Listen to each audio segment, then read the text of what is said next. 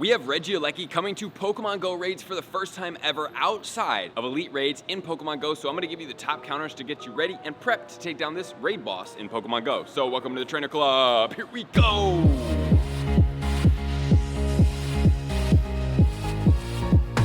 Welcome back, everybody. Do enjoy the Regis in Pokemon Go because we have Regieleki coming out, and then eventually we're going to have Regidrago as well. So let's get into the details about this Pokemon and make sure you guys are ready and prepped for it. So it comes out on Thursday, July 13th at 10 a.m. local time, and that's going to go all the way until July 25th at 10 a.m. And then we're going to have a switch. So the Pokemon will be out for 12 days, and we are also going to have a raid hour, one of them for it, on July 19th. This Pokemon is going to be an electric type Pokemon. It's going to max out at 3,169, with its highest stat being attack at 250. Since this Pokemon is an electric type, it is going to have one weakness, and that is going to be ground. And that's also going to resist electric, flying, as well as steel. So although it doesn't have a ton of resistances, this Pokemon is really only weak to one thing, which obviously you can figure out what the counters are going to be. But where will Shadow Garchomp rank in this lineup? Which then is going to lead us to the 100% IVs. So this one is pretty easy to remember, and I'm going to help you. At level 20, no weather boost, it's going to be 1602, okay? So 1,602. And then if it is weather boosted, under one condition only, which will be rainy weather, it's going to get boosted all the way to level 25 at 2,002. So both of the 100% are ending in 2, which then moves it to its movesets. So its movesets are going to be as far as fast, lock on, as well as thunder shock. And then as far as its charge moves, it will get thunder, hyper beam, as well as zap cannon, okay? So zap cannon is going to be pretty hard hitting. Thunder will be pretty hard hitting, but just remember that ground Pokemon are going to double resist electric,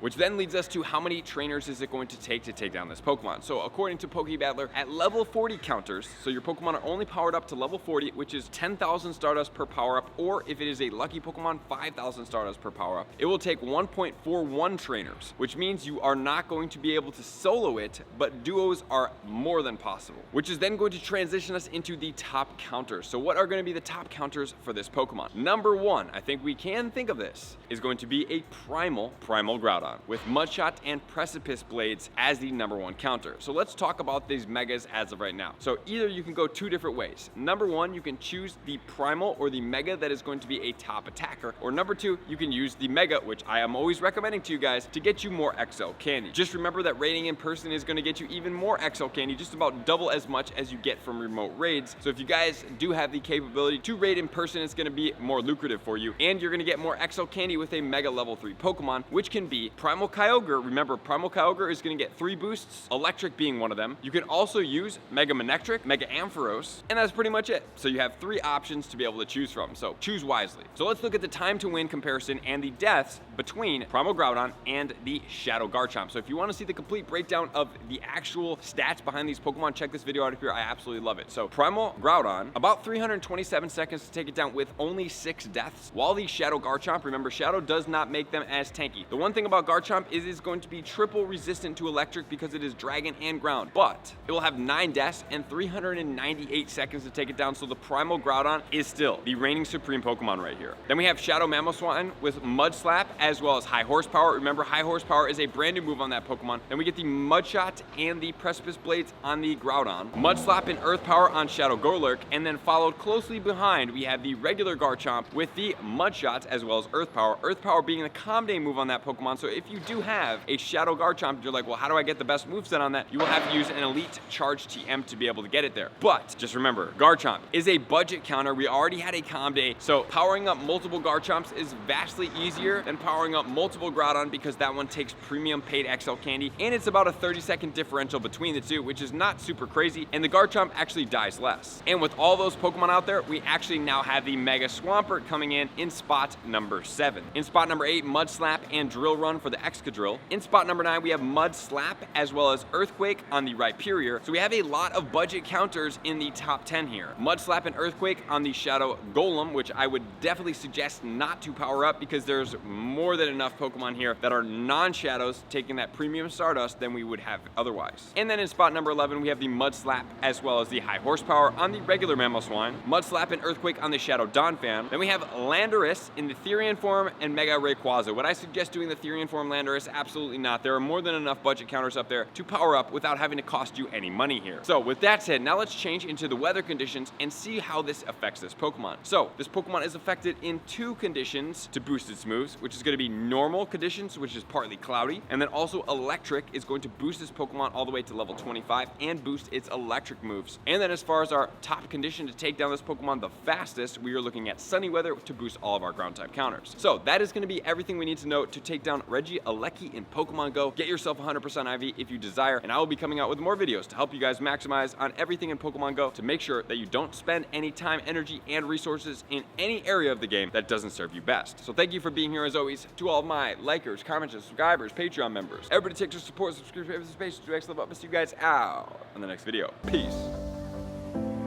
I want to take this time to thank everybody who supports me in every facet. It means the world to me, and an extra special thank you to all my Patreons.